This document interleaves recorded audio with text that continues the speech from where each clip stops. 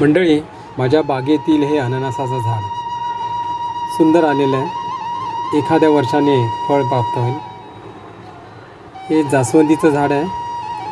थोडी पानं पिवळसर पडलेली आहेत, पण फुलं मात्र सकाळी जवळजवळ 20 ते 25 फुलं मला मिळतात.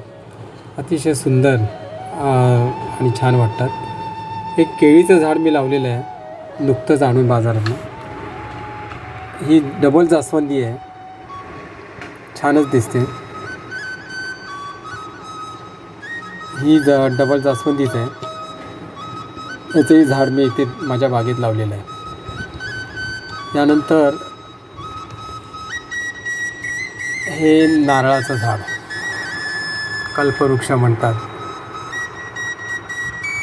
कधी गावाला गेलो तर एकाच वेळेला 15 ते 20 नारळ सहज मिळतात. हे पेरूचं झाड आहे, कलमी पेरू आहे.